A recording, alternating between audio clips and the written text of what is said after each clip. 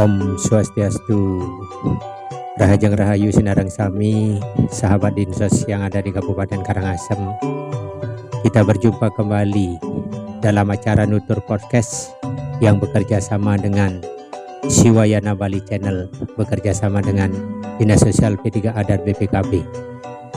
Hari ini dengan perkembangan yang ada di Dinas Sosial P3A, terutama kita bekerja sama dengan Kementerian Sosial, ada beberapa hal yang kami akan informasikan. Secara kebetulan kami adalah penyuluh ahli muda di Dinas Sosial P3A BPKB Kabupaten Karangasem. Adapun perkembangan yang kami akan informasikan dengan sahabat Dinsos semuanya, yang pertama tentang PMKS. Apa itu PMKS? Apa itu PPKS? Apa itu PSKS? Nah, jadi semua memakai singkatan yang berbentuk kata alias idiom. Oleh karena itu kami jelaskan yang pertama apa itu PMKS? PMKS adalah pemerlu masyarakat kesejahteraan sosial, penyandang masalah kesejahteraan sosial. Penyandang itu pengertian dari Kementerian Sosial yang lama. Sudah itu dengan dinamisasi yang berkembang di tingkat kementerian berubah menjadi PPKS. PPKS itu kepanjangan dari Pemerlu Pelayanan Kesejahteraan Sosial, yang nanti semuanya ini akan bekerja sama dengan PSKS, yaitu PSKS kepanjangan dari Potensi Sumber Kesejahteraan Sosial.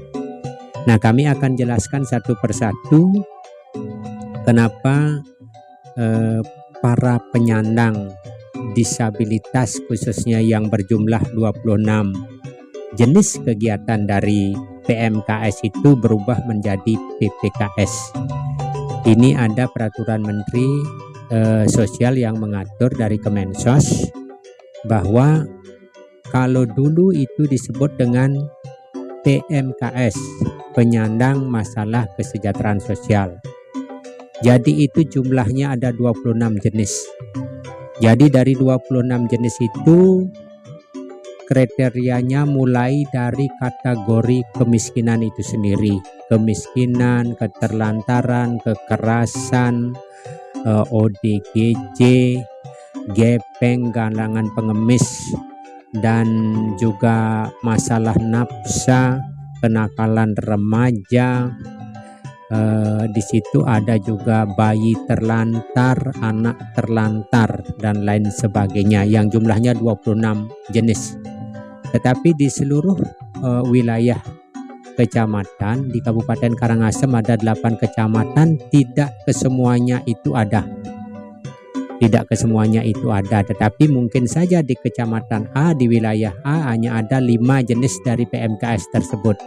Atau mungkin di kecamatan B hanya ada 3 jenis dari PMKS tersebut. Nah, begitu dinamisasinya berkembang di Kementerian Sosial, dari PMKS ini berubah menjadi PPKS atau Pemerlu Pelayanan Kesejahteraan Sosial. Nah, ini ada Permensosnya yang mengatur. Jadi sekarang dari tahun 2001 berubah menjadi sampai sekarang berubah menjadi PPKS, Pemerlu Pelayanan Kesejahteraan Sosial. Nah, kenapa terjadi perubahan yang begitu dinamis terhadap perkembangan istilah-istilah atau idiom dari singkatan bentuk kata ini? Karena itu memang dari kementerian yang ada. Oleh karena demikian, kita di tingkat daerah di kabupaten masing-masing akan menyesuaikan dengan kondisi-kondisi ataupun keperluan-keperluan dari Kementerian Sosial yang selama ini sebagai pengampu kita di pusat. Oleh karena demikian, PMKS dan PPKS itu hampir identik sama, cuma istilahnya yang dibedakan. Nah, sekarang di situ ada PSKS.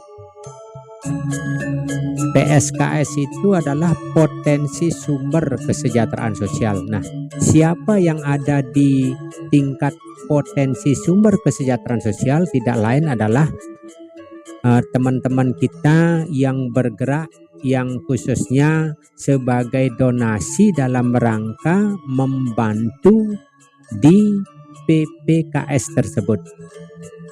Nah, di situ dia bergerak dan di situ dia mengantisipasi dan membantu apa masalahnya yang dihadapi oleh teman-teman di pemerlu pelayanan kesejahteraan sosial. PSKS ini bisa juga bergerak di bidang lembaga, yaitu di kita ada LKS Orsos, ada yayasan, ada juga di 4 pilar, yaitu ada Karang Taruna, ada PSM, ada juga TKSK di tingkat kecamatan, dan juga di tingkat desa ada PKK, ada GW, dan lain sebagainya. Jadi itu merupakan PSKS, potensi sumber kesejahteraan. Jadi dengan demikian, pemerlu pelayanan kesejahteraan sosial ini sangat tergantung kepada potensi sumber kesejahteraan sosial yang ada.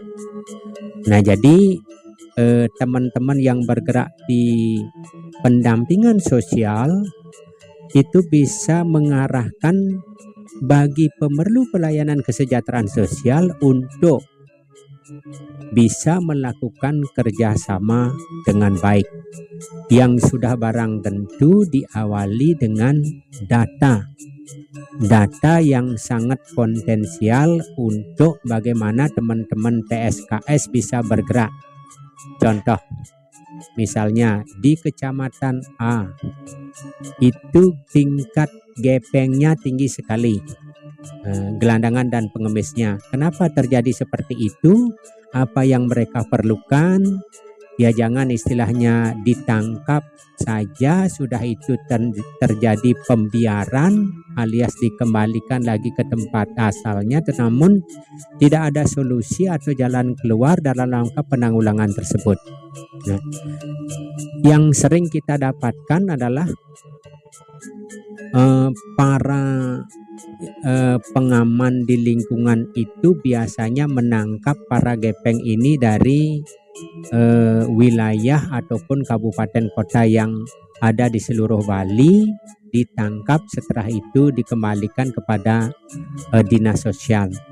Padahal dalam bentuk penanggulangan kemiskinan ataupun dalam penanggulangan masalah sosial itu semua OPD bisa membantu kita di dinas sosial.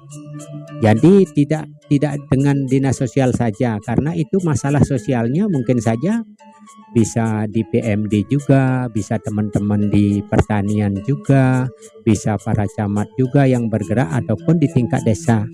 Karena apalagi sekarang tingkat desa itu kan lebih cenderung tahu data masyarakatnya yang kadangkala mengalami masalah sosial, terutama di gelandangan dan pengemis. Jangan sampai nanti kabupaten yang lain di seluruh Bali, 9 kabupaten kota begitu ditangkap dikembalikan lagi kepada potensi kita di Kabupaten Karangasem. Nah, inilah yang dimaksud dengan kita PPKS tersebut, pemerlu pelayanan kesejahteraan sosial. Nah, dan juga teman-teman yang bergerak di PSKS, potensi sumber kesejahteraan sosial, biar dia memahami apa yang mesti harus dilakukan.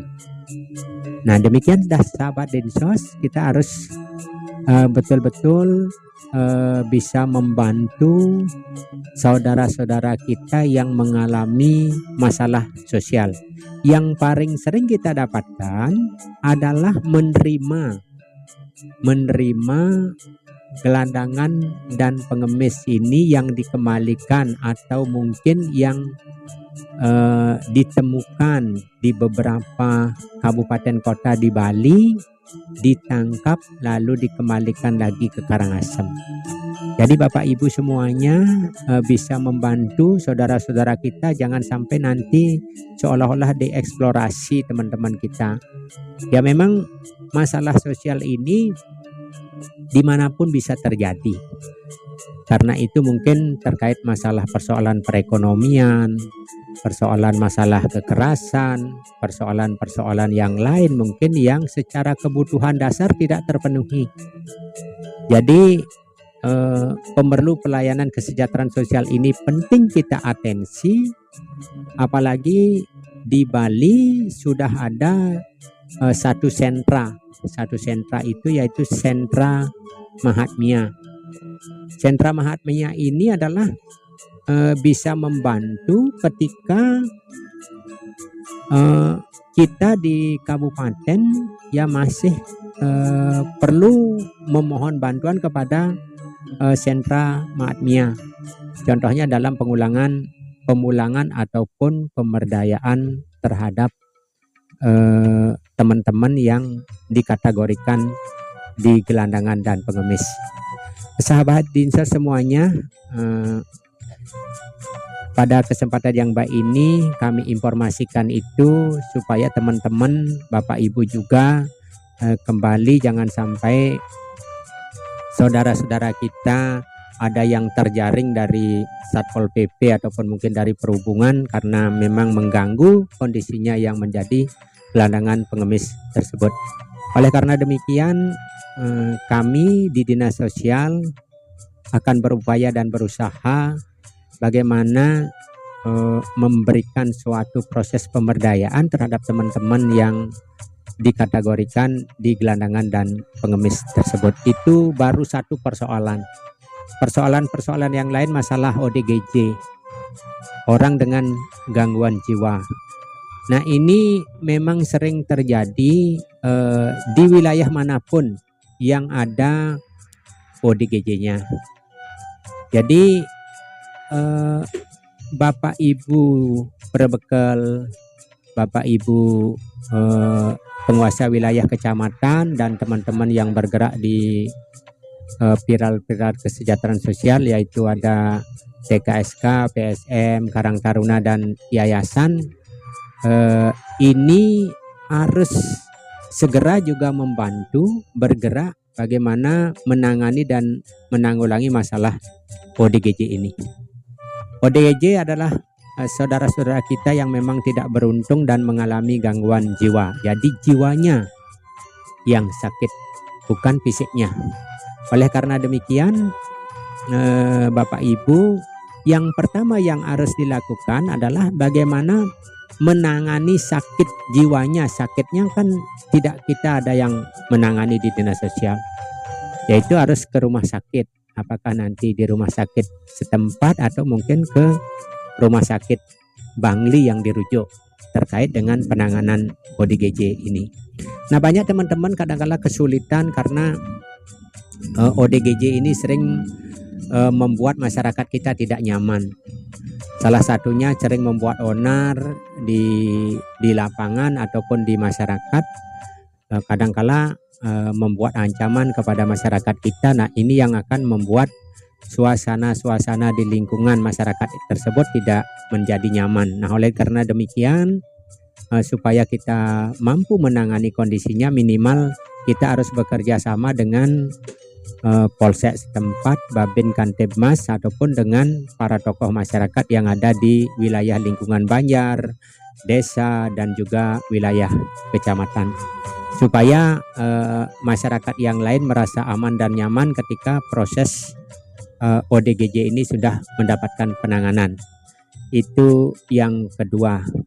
Yang sering juga kita dapatkan informasi dari masyarakat adalah masalah kekerasan terhadap anak dan terhadap perempuan. Nah, ini kami punya lembaga di LK3, otomatis kita bisa atensi persoalan-persoalan masalah kekerasan terhadap anak dan perempuan, ataupun mungkin kekerasan yang lain yang terjadi di lingkungan masyarakat kita, kita bisa kerjasamakan dengan Lembaga Konsultasi Kesejahteraan Keluarga ataupun LK3. Jadi Bapak Ibu tidak usah khawatir, layanan-layanan yang kita berikan di Dinas Sosial P3A BPKB dengan berkoordinasi yang baik, kami berkeyakinan separah apapun suatu permasalahan dan masalah yang kita hadapi, ketika kita mampu komunikasikan dengan baik, pasti mendapatkan penanganan dengan baik. Nah, harapan kita ke depan, Bapak Ibu tidak usah sungkan-sungkan juga memberikan informasi kepada kami di dinas sosial, terutama teman-teman yang bergerak di bidang pendampingan sosial dan lain sebagainya. Nah, banyak hal-hal kadangkala kejadiannya sudah lewat baru bisa dilaporkan. Yang penting bagi kita itu bagaimana memberikan atensi ataupun pelayanan dengan baik kepada masyarakat kita ketika masyarakat kita menghadapi masalah. Baik rekan-rekan Dinsos dan sahabat Dinsos semuanya dimanapun Anda berada di Kabupaten Karangasem, itu yang kami bisa berikan pada hari ini. Ya tidak banyak karena kami ingin sebenarnya melakukan proses kerjasama dengan seluruh komponen masyarakat di Kabupaten Karangasem ketika ada persoalan masalah sosial. Lembaga-lembaga yang kami sebutkan tadi di atas itu, terutama PPKS dan PSKS, sangat berperan besar dalam rangka bagaimana memberikan atensi bantuan kepada masyarakat kita di seluruh pelosok Kabupaten Karangasem. Demikian yang bisa kami sampaikan pada kesempatan yang baik ini.